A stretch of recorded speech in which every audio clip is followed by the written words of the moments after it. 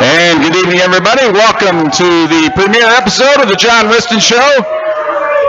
Presented this year to you by the Car Pros. Ryan and Doug are back on board, so we're glad to have them here with us this year, sponsoring the John Wristen Show. We are at ThunderZone Pizza and Taphouse. John, welcome to your show. It's awesome. I'm glad we got the Nardini brothers part of us, and what a great crowd we got. I got about 12 of our players in here eating all the wings they can eat, so I hope ThunderZone can make some money, but I guess I got to be nice to them, huh? There you go, exactly. You don't want to say anything too mean about them. Oh, you don't want to rip them here. Well, I guess we could rip them. Well, I don't know if I do that because they know what happens on the practice field, you know? Yeah, okay, there you go. Well, John, it's a new season, 0-0. It's nice to be there after last year's little bit of a struggle. I'm sure you guys are everybody anxious from the water boy on up to the head coach, all ready to get ready to go again with another season. Yeah, we've really have had a great attitude since January with the squad. You know, I think part of the lessons we learned from last year was that we're going to try to get our whole team together from January on instead of having some guys come in at the summertime. And a lot of guys bought into the culture and really excited. Since January we've gone to work, and I've been very proud of the way they've gone about it. We had adjustment in our strength coach with Tyson Gale left, right in the middle. Very vocal dude. And so we had a little change there. And then Cheyenne Talmadge came in and did a wonderful job of leading us through January with Neil Basher. And then we were able to hire a rock star this summer, a kid in Rashad Harris. And Rashad is just absolutely awesome. He's done a great job with our kids all summer. You know, with the rules, I couldn't do anything with them until after the spring game. And so that's why your strength coach is so important with what they do. And Rashad has just absolutely knocked it out of the ballpark. But our kids have bought into it. So I'm really proud of we've gone to work, and we've really adopted this word about embrace. And embrace is the act of supporting a cause or a weakness. And there's three parts of that we got to embrace you. You got to embrace you, and you got to hear the truth. Second part of that, you got to embrace the process to go get better. And then the third part of that is embrace the team. And boy, I think we've got such a collective spirit out there that you never really know, right? You never really know until you face adversity. You never know until you get knocked in the mouth and whether you can come up off the canvas or not. But I tell you, our character of our team, I think, is really impressive. Well, you got a lot of new faces, not only on the playing field, a lot of familiar faces as well, but the coaching staff went under a kind of a big change this year. Yeah, you know, we different roles. You know, it was different. We've had a couple guys move on, and really proud of Miles Cochaver that went on to be the head coach at Colorado Mesa over in Grand Junction, and he brought Nick Bratton with him, and then Tanner Draper is over there coaching, and so I'm proud of him. I'm proud of that opportunity for those guys. And then offensively, Howard Fagan's left to be the offensive coordinator at Fayetteville State, and so that opened a spot, and we were able to hire Brady Brown, who is our wide receiver and our passing game coordinator. Done a nice job working with Darren Wilkinson, our offensive coordinator, and then Chris Simonton is our offensive line coach, and then Tim Callahan was our coach in our tight ends, and we brought in Matty Ice, as we call him, and Matt Helton, he's done a heck of a job of coaching our tight ends. Been really awesome with that. And then on defense, really a mainstay has been Herman Smith, coaching our D-line, and he has a heart of gold, and gotten these couple young kids playing really hard,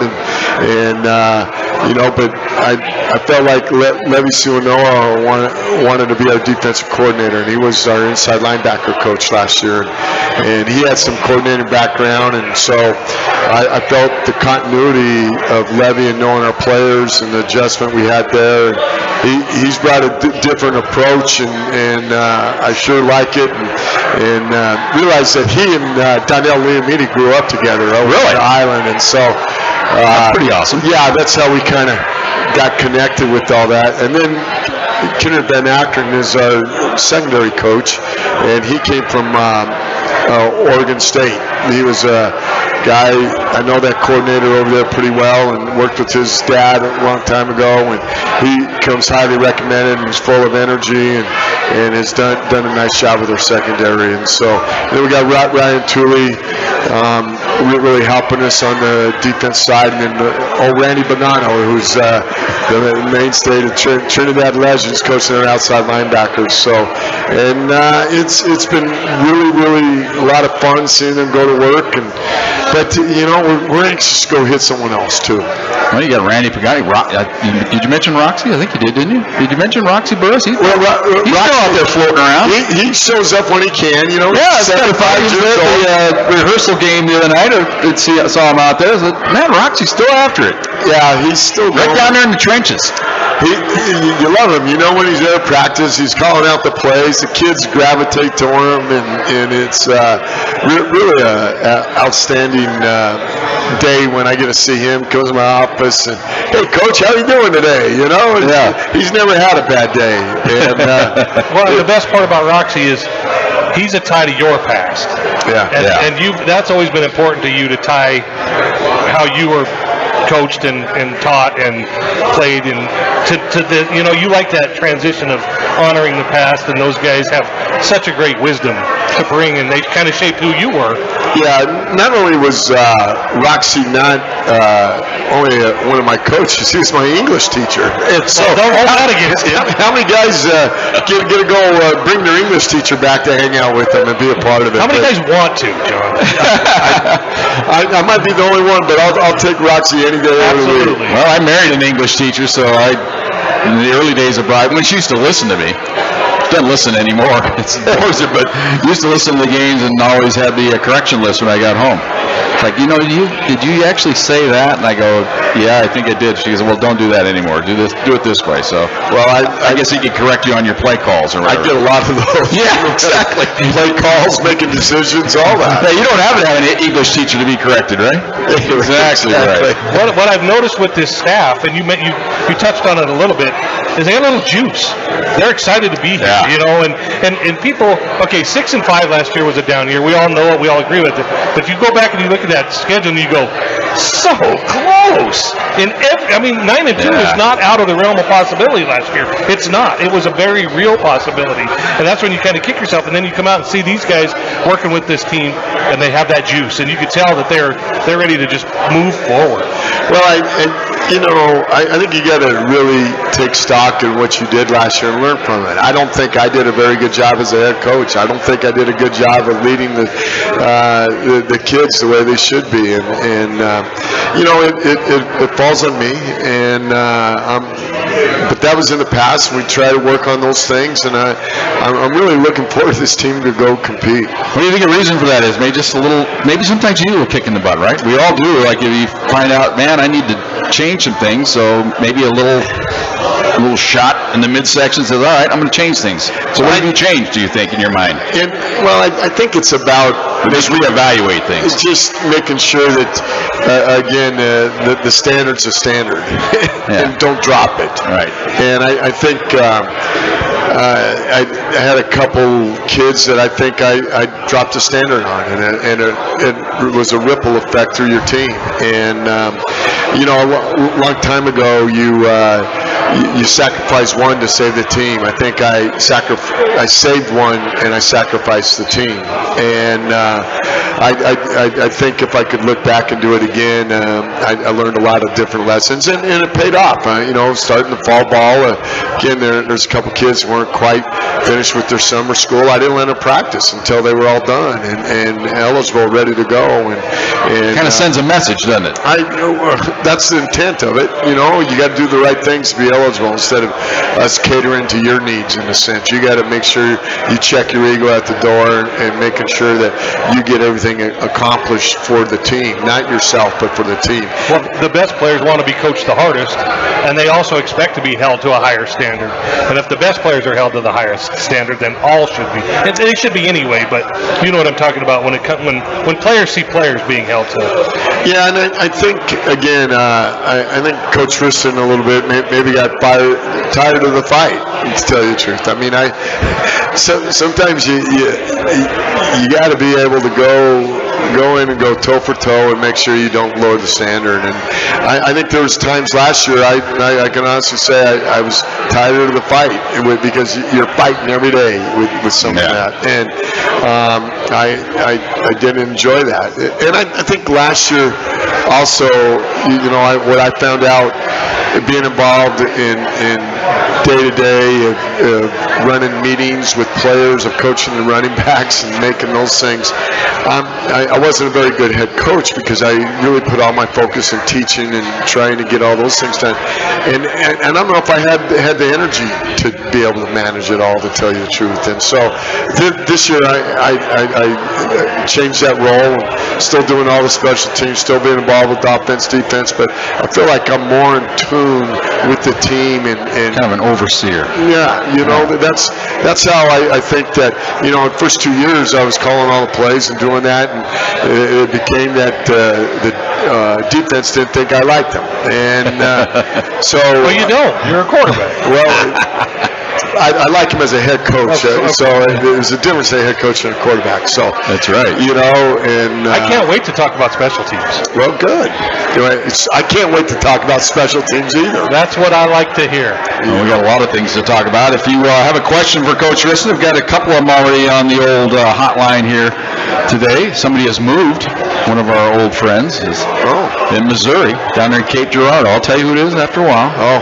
No, he's the first one to pump a question today, but a couple others. If you got a question for Coach Wristen, 719-671-7574. That's 671-7574. You can text me. You can tweet Joe if you want. Joe watches his Twitter feed, so we got questions there. Or we have the hot mic. We've got a couple of these things. You can see them hanging on our table if you're in the audience here tonight. We got two of these to give away tonight. If you've got a question for John on the hot mic tonight, you get one of these. It's hanging right here on our table. That's exactly what the banner is. Compliments of Keg 1 Colorado. Yeah, they do a great job of getting this. Keg 1 does a great job of promoting events, especially CSU Pueblo and their I love what they do for football, but these flags are really awesome.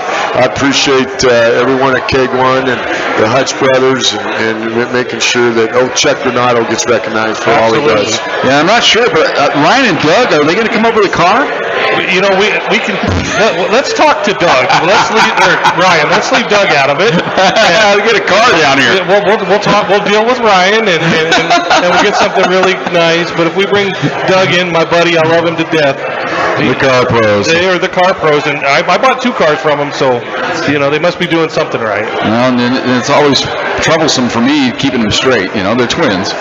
Well, it's hard to which one's which and which ones you're talking to. Well, you know what? Ryan is such a good guy, and so is Doug.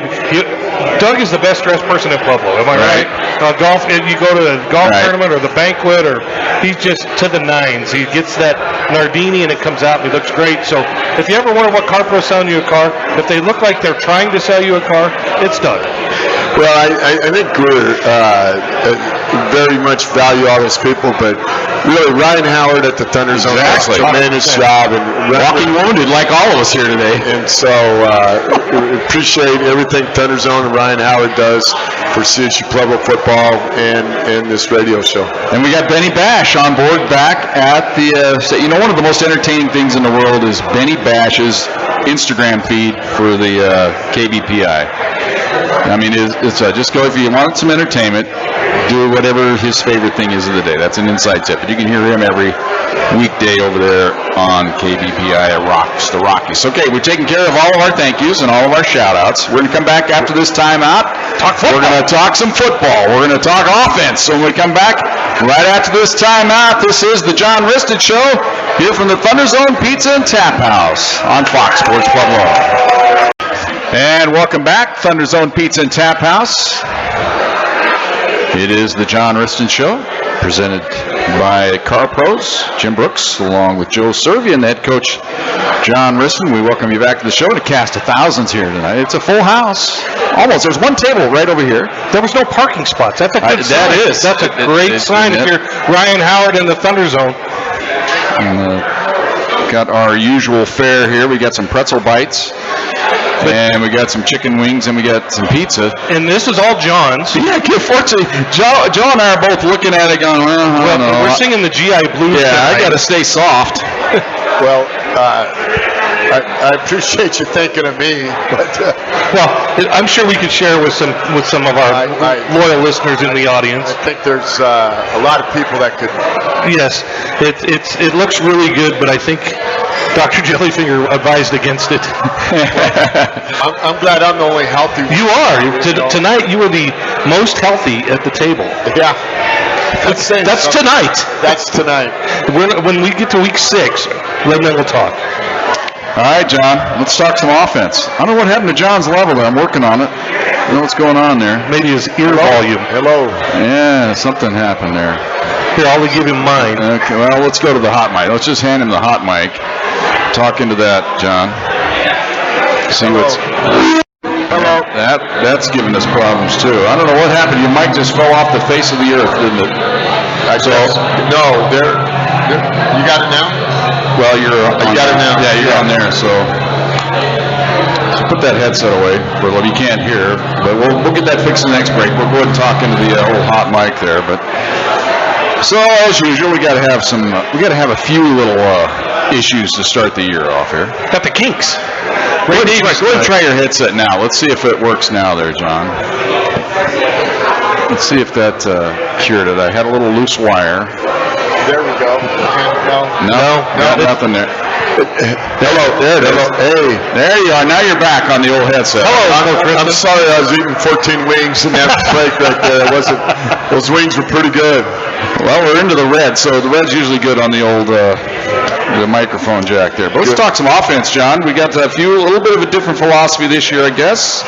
Tell us about it. What your thoughts are? Well, I don't know if we're going to stray from the philosophy except manage the game and making sure that we don't beat ourselves and eliminate self-inflicted wounds. And I think that we got a veteran group coming back on offense, and we got a lot of guys that played a lot of games. It starts at our center spot, and Jonas Dupar, who's been a standout from the days he left County High School. Pueblo kid. And he's done a remarkable job, and he's only taken 2 classes. He's going to graduate, and he's a tremendous center. He's going to be one of the best in the RMAC, if not the country. And so I'm really excited with what Jonah's done. And then we got Ba, who's going to be our right guard. I just call him Ba, B-A.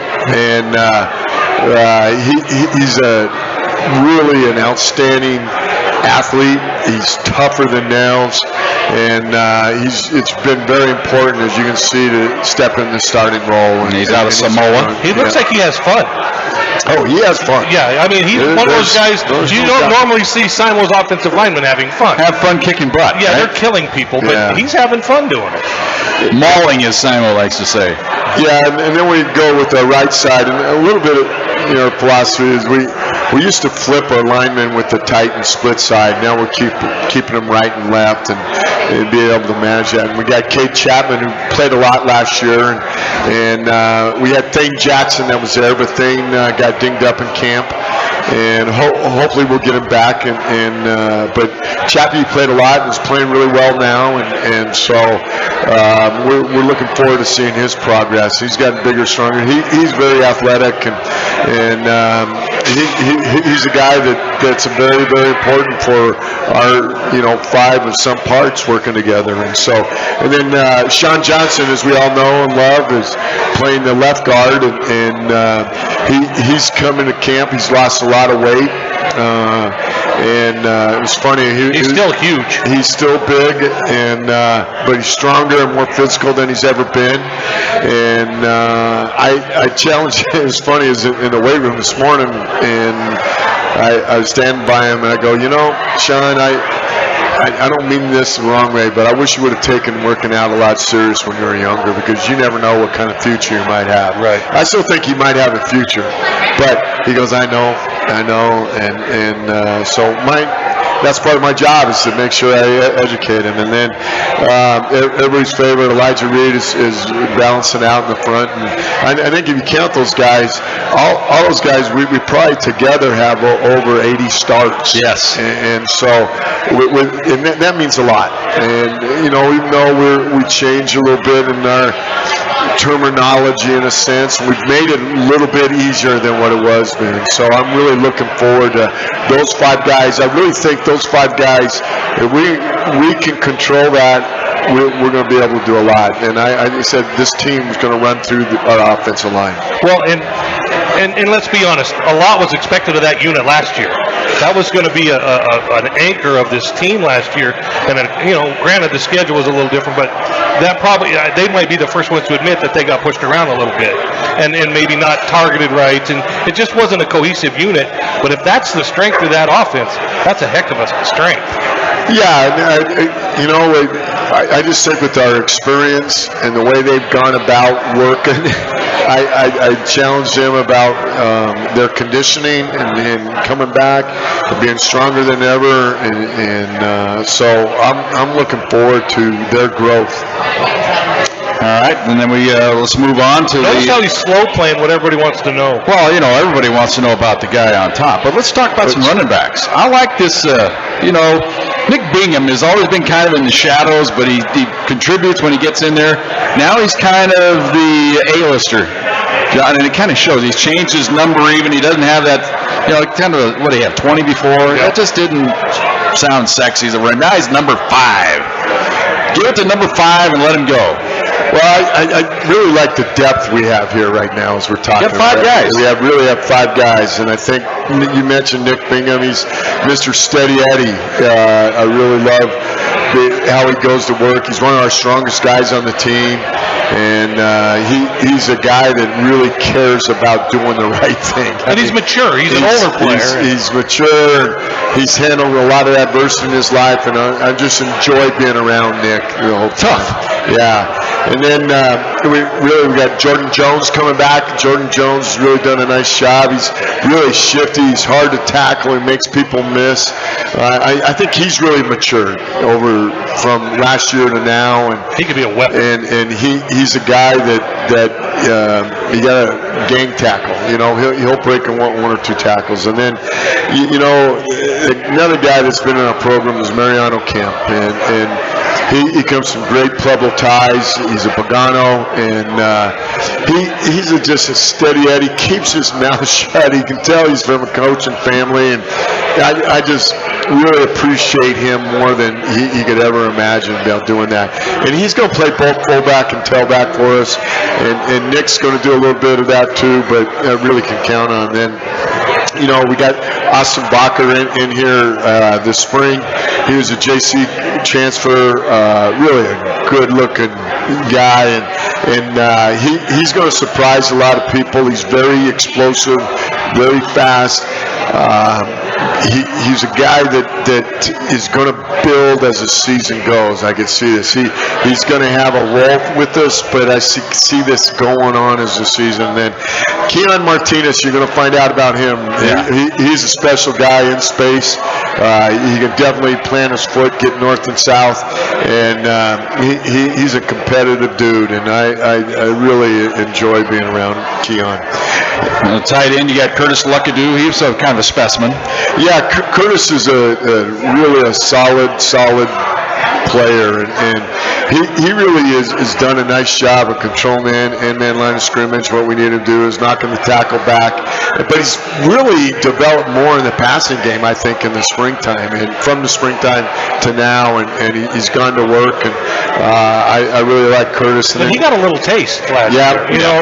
There was that guy that was sprinkled in every now and then. He'd make a catch, he wasn't a featured guy, but he got a taste of what it could be.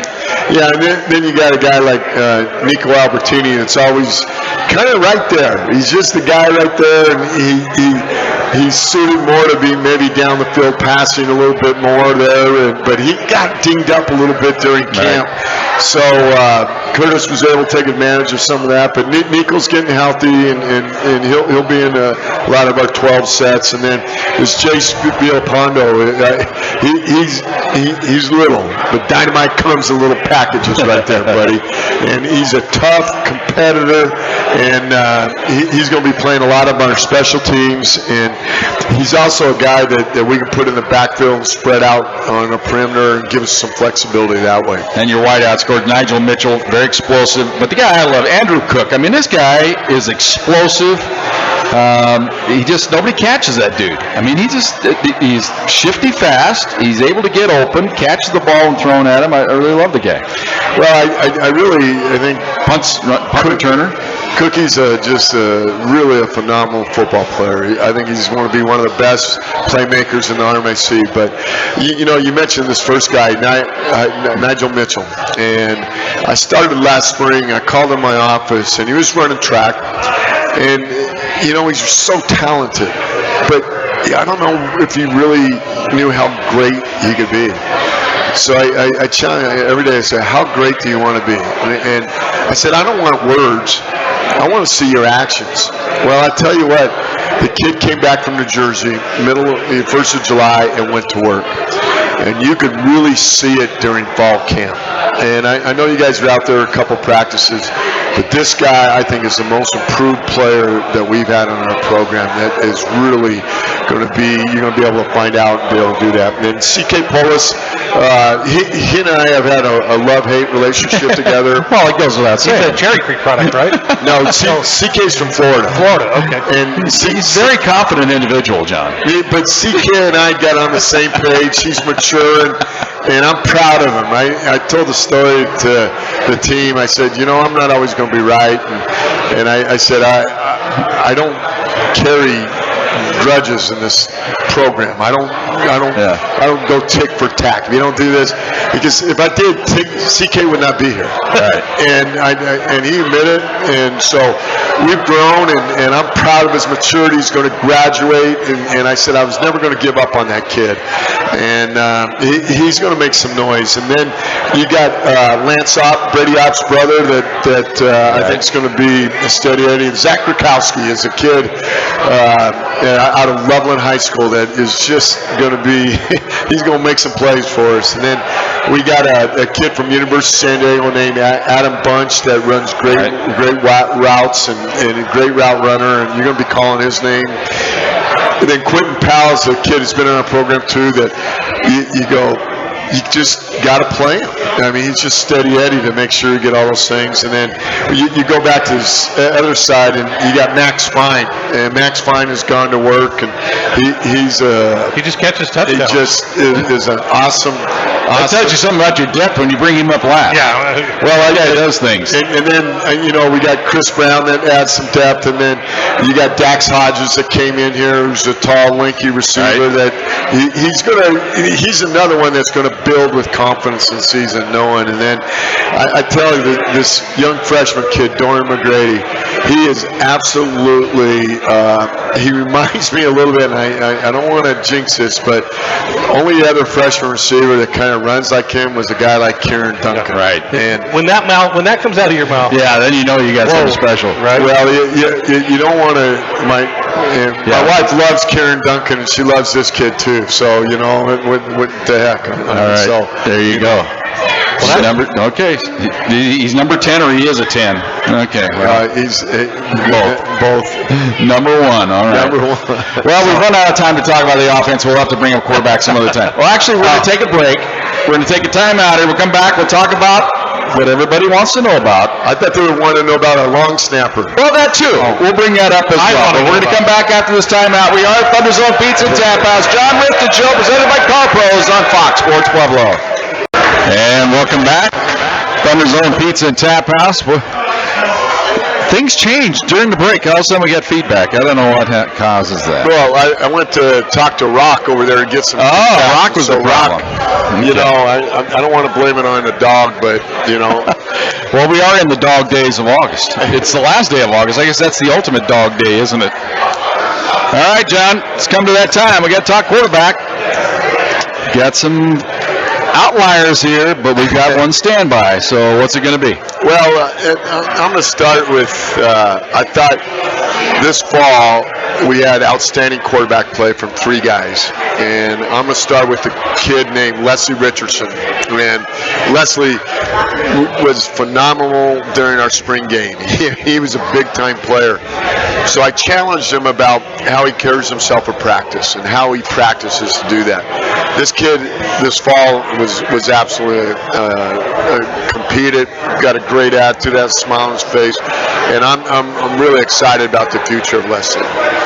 We had a graduate transfer named Hunter Riquet that came into town, and you look at Hunter and said, "Wow, God created a quarterback. Gank can spin it. Hello."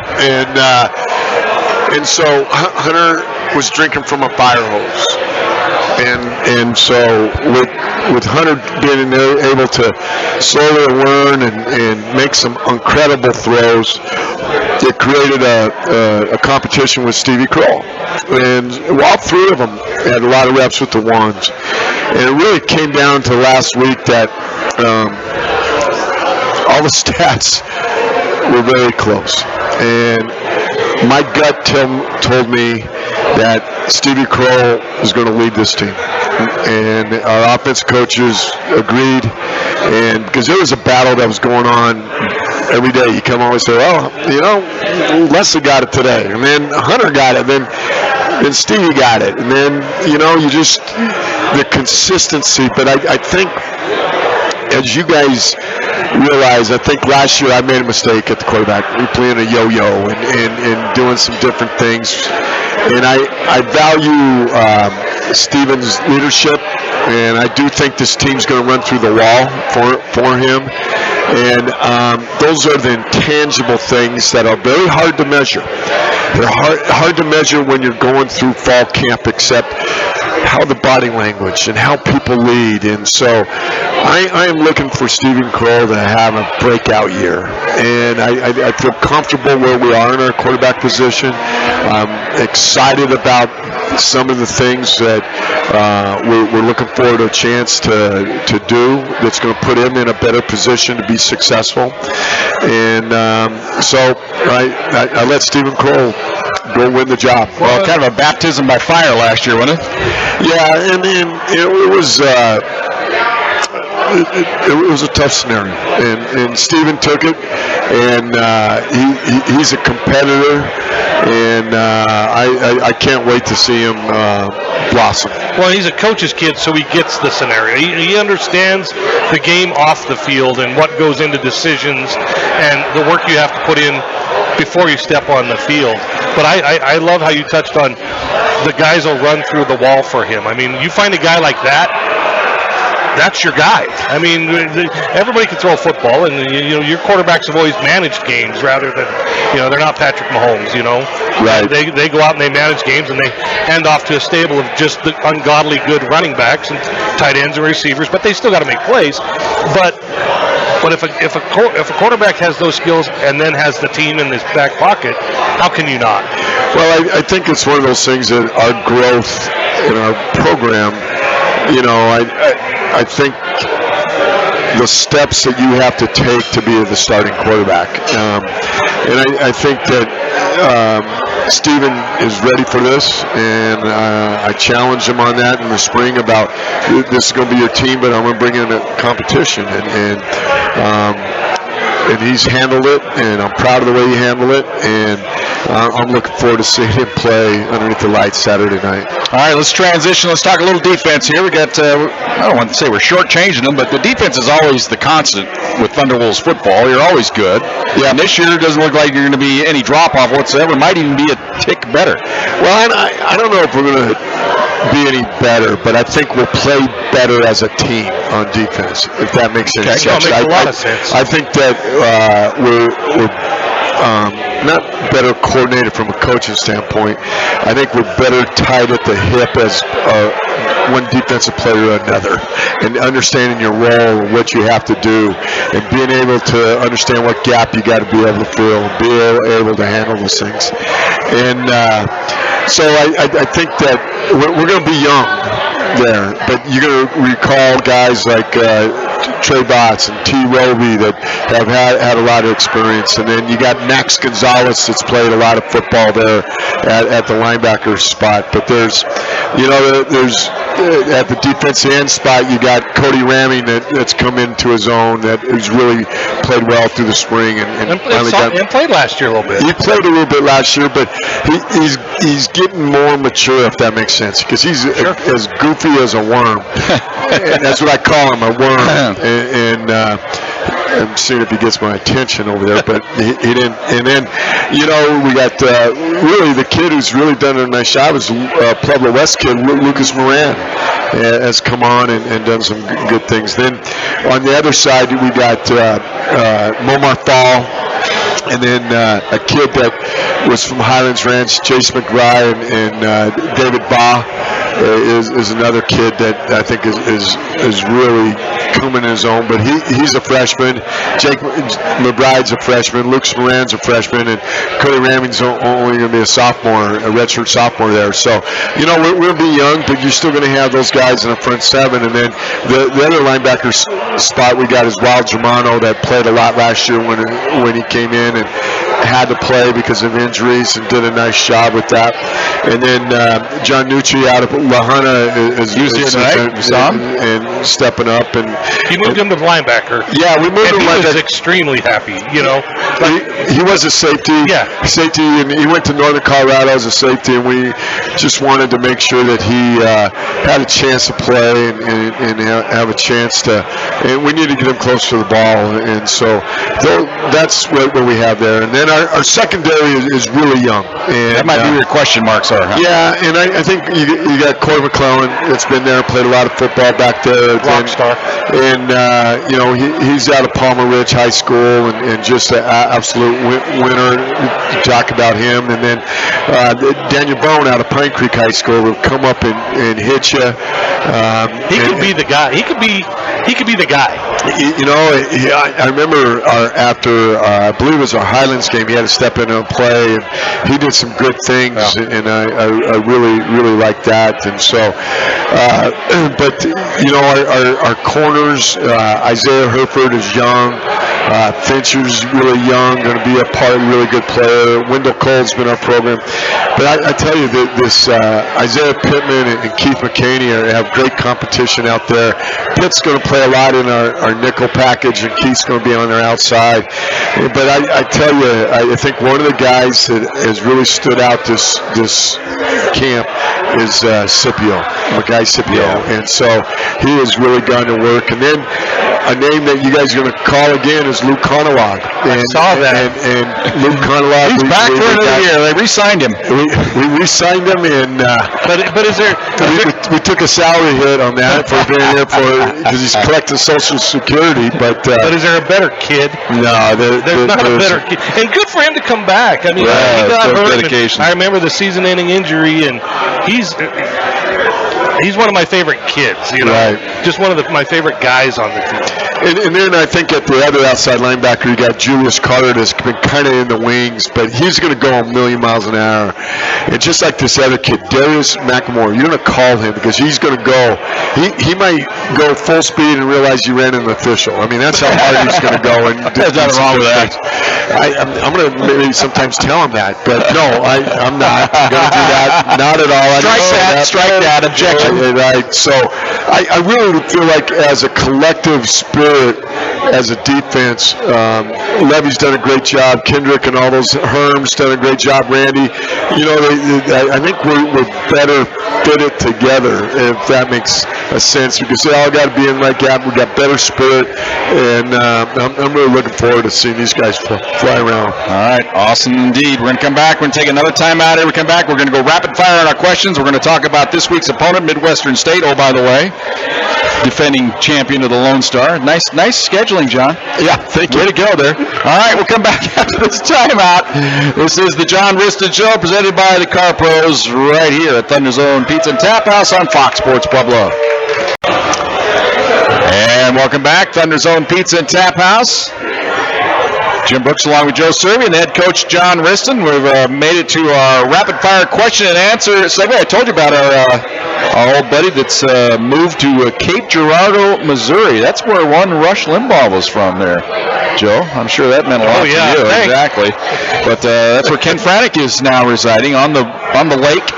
He's out there fishing all the time, but he wants to know what personal upgrades have been made for a bigger, stronger, faster, more physical offensive line to get a stronger, more consistent running game.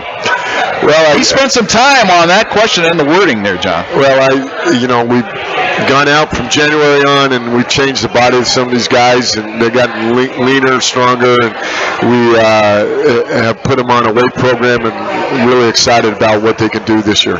All right, listener 6 in my phone text. They're obviously connected with Columbian Elementary. They want to thank you for everything you guys do for them, and best of luck at Texas. They want to know the travel itinerary. What are you going to do? Leaving Friday? We're leaving Friday morning.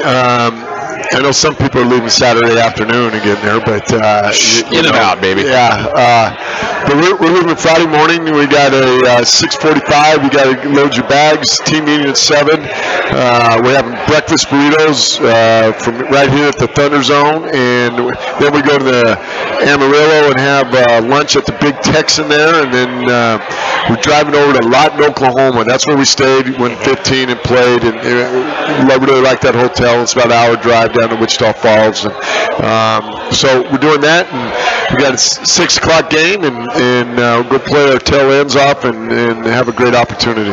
Not a question here, but Uncle Charlie checking in. Old standby says, "Go Pack, go Rock." Ready for some football. He says, "Let's kick some butt."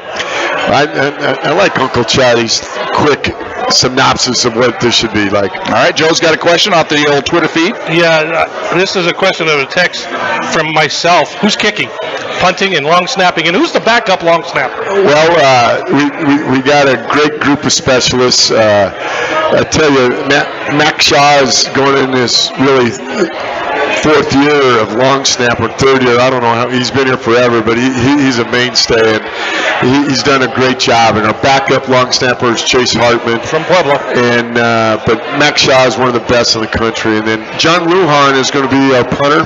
Pueblo East kid, and he's worked. We lost Justin Duino after went to transfer portal, went to Cal Davis, and going to go punt there. But then we've had competition in our kicking position, like our quarterback, and we got a young kid that's going to be really good is Sully Moon out of Cheyenne Mountain, and then Jacob Willows. He's been very good and competing and getting that. So Jacob's going to handle our kickoffs right now, and then I'm going to make a game day decision about who's going to do field goals and stuff. Well, weather won't be a factor, shouldn't be a factor. Maybe a little rain, but the last time we were in Wichita Falls for Midwestern State, that might be the trip to and from hell. That was driving to Lawton, Oklahoma, almost died. Driving from Midwestern State back, you guys had to stay in Amarillo because the roads were so bad. Jim and I were dumb enough to say, we can do it, let's go, and almost died. So we got to learn to that's not going to be a problem this year for you guys weather-wise, other than the heat, and you're going to get the humidity. Yeah, we're going to get heat, humidity, and the wind always blows, so we'll get something figured out. Well, let's quickly touch on this Midwestern Ball Club. Bill Maskell back for another year. I mean, this guy, some would say he's a dinosaur, Joe, but he's aging gracefully. He's the Coach of the Year again, 5-time Coach of the Year in the Lone Star Conference. He comes from a coaching. His dad was a famous high school coach in the Hall of Fame. I don't know if it was back in Ohio or somewhere back in the Midwest. I mean, this is it just trickled down to him, and he just ran with it, and then it's what the Maskells do. He's a lifer. He's a lifer, and he's done this forever, and he knows how to win. He's got a formula, and he recruits quality kids, and they play the game the right way, and I have a lot of respect for their program and what they represent. And he doesn't have to leave a 90-mile circle to recruit. Well, you're exactly right, but they do a nice job of coaching them and getting them in the right spot, right time. Well, they like to chuck the ball around a little bit. That's the one thing that always stands out. It always seems like they have a very potent passing offense. Yeah, their starting quarterback, they had to appeal the NCAA, and he came back. And he's a really, I think, a very solid runner and a very productive passer. I think the backup that ended up starting the spring game and doing some things, throws the ball a little bit better, is more of an operator. But I'm sure we're going to see both of them. And they got some speed on the outside. They got a 6'4" kid that can flat out run and catch the ball and make things happen. But they're tough and physical up front, and we got to be in the right spot and making sure we can all run to the ball. I guess that's probably the main thing going into this game is your team has got to adjust in a hurry. I mean, this is going to be a speed game. They're fast, always are. And you guys have always prided yourself on being quick, so I guess that's who's quicker. And again, sometimes when you got two quick teams, it's going to be the team that's most physical, isn't it? Well, I think that we should be wired for this and be ready to go with the fronts. That I think it's going to be a great matchup for all of us. I think we're both trying to figure out what we got, as a team, and I think all the talk and stuff is out the window, and all the theories out the window, and it's important that we get to the reality of this and see who we are and what we're about, and all that hard work that we've gone through. Now we get to test and see whether it's good. All right, John. Can't wait for week 1. We got tomorrow night. Got a little Grand Valley in Mines, and then on Saturday our old friend Hunter is hosting Jazz Baines' boys. So there's some good early football that we'll have eyes on. It's just kind of a curious. I mean, you'll be too busy, but it's just curious. We'll talk about that in the pregame show, Joe. How's that sound? Well, I'm all for it, but I like the fact that they're not playing Johnson and Wales. Exactly. Make them play somebody. All right. We'll have the broadcast for you. Now, remember, it's a Central Time Zone game, so we'll be on the air at 4:30 with the pregame show here on Fox Sports Pueblo. Kickoff is at 5, and we'll have the game for you right here. Joe and I will be making the trip down, and then tune in next week, of course, for the John Wristen Show again right here on our usual time. None of this Tuesday night stuff this year, just going Wednesdays throughout, and glad to have you back here again for another year of shows. Special thanks to Benny Bash, our producer and engineer. Special shout out to Trey Strazikar, who was last week as the sports information guy at CSU Pueblo. He's moving on to the NCAA office, so we wish him the best of luck after this weekend. Paul Plinsky, the athletic director. Ryan Howard and everybody here at the ThunderZone, and of course the Nardinis from Car Pros sponsoring the show. My name is Jim Brooks. For my partner Joe Cervi and the head coach John Wristen, good night, everybody. Go Pack.